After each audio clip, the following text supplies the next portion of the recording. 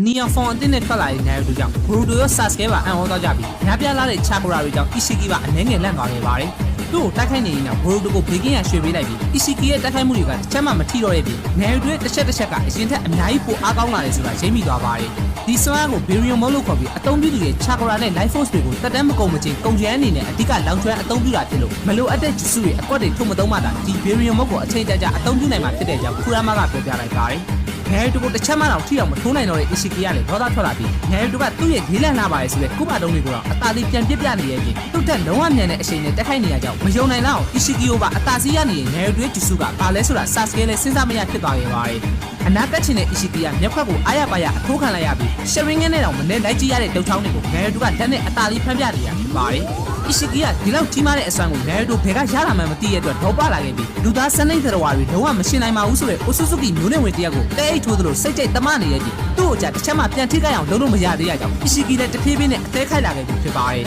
။နယ်တူကတော့နတ်ဖျားပါဆိုတဲ့ကောင်ကိုလုံးဝနားကြိတ်မပေးပဲပဲနဲ့တစ်ချက်ချင်းအကြိုက်ပစ်ထည့်ပေးနေပြီးသူ့ရဲ့ signature racing gun ကိုလည်းတစ်ခေါက်လောက်စားခိုင်းလိုက်ပါတယ်။ရှိကီကတော့လက်ရှိအချိန်မှာပြေးမပြေးခွေးဆိုတဲ့အနေအထားရောက်တော့မှဖြစ်ပေမဲ့ဂျုတ်ရဲ့အနာကလာရဲ့နယ်တူကလည်းခန္ဓာကိုယ်အတွင်းထဲကနေနာကျင်မှုကိုစတင်ခံစားလိုက်ရပါတယ်။ခါဝါကီကတော့ငယ်တွဲချာကရာစီးစင်းရဲ့လက်ကိုပဲစိတ်ပူစာနဲ့ထိုင်ကြည့်နေရဖြစ်ပြီးအားနဲလာရဲ့တတမမြောက်ရဲ့ချာကရာကိုလည်းတဖြည်းဖြည်းခံစားလာမိခဲ့တာဖြစ်ပါတယ်။ငယ်တွဲနှလုံးခုန်တဲ့ကပုံမှန်မဟုတ်ပဲအားနဲလာရဲ့အတွက်အရှိကီကလည်းအဲ့လောက်ကြီးမားတဲ့စွမ်းအားကိုရဖို့ပြန်ပေးဆက်ရတာကအသုံးပြုသူရဲ့ life force တနည်းအားဖြင့်ငယ်တွဲတက်တန်းဆိုတာရိပ်မိသွားခဲ့ပါတယ်။အဲအကြောင်းသူ့ဘက်ကနေခွင့်ရရပြီးအချိန်နဲ့စင်ကြံကြံနေရဲ့ချိန်သူကိုယ်တိုင်ရဲ့ခန္ဓာကိုယ်ကလည်းရုပ်ရည်ကြီးအခြေအနေမကောင်းတော့တာကိုရိပ်မိလိုက်တယ်နဲ့ပြပြနေငယ်တွဲကထပ်ပြီးတိုက်စစ်ခွင့်လာခဲ့ပြီဖြစ်ပါတယ်။ဘီရီယံမိုးရဲ့လောင်စာကယူဇာရဲ့တက်တန်းကိုအလင်းအမြန်တိုးစီတာဖြစ်ပေမဲ့ချာကရာဆိုတာကလည်းတယောက်နဲ့တယောက်ဆက်ဆက်နေရဖြစ်လို့ငယ်တွဲထိုးချက်တိုင်းအီရှိကီကိုထိတယ်အီရှိကီရဲ့တက်တန်းကလည်းအလားတူကျဆင်းနေပဲဖြစ်တဲ့အကြောင်းခူရာမာကရှင်းပြခဲ့ပြီးသားဖြစ်ပါတယ်။အဲအကြောင်းတဖြည်းဖြည်းအားလဲလာရင်ငယ်တွဲလက်တီးကပြင်းထန်တော်ဘူးဆိုရင်တော့ထိုးချက်တွေထိမိနေတဲ့အီရှိကီရဲ့တက်တန်းကလည်းတဖြည်းဖြည်းဖင်နာကလာခဲ့ပြီးဖြစ်ပြီးတရက်ခွဲလောက်ကြံရသေးမဲ့အချိန်မှာနိုင်ဝက်အထိပြုတ်ကျလာတာကိုအီရှိကီကလည်းသတိထားမိလိုက်ပါတယ်။ဒါပေမဲ့ငယ်တွဲကိုစက်မတိုက်ပဲခွဲပြေးလို့လည်းမရရကြောင်းအီရှိကီကစုပ်လဲစုစားလဲယူရမယ့်အခြေအနေနဲ့ရင်ဆိုင်နေရတာဖြစ်ပါတယ်။တိုက်ပွဲကြာလာတဲ့မြနယ်တွဲဘီရီယံမုတ်ကအားနေလာတဲ့အချိန်သူတို့နှစ်ယောက်ထိကပ်နေတော့အီရှိကီကခါဝါကီ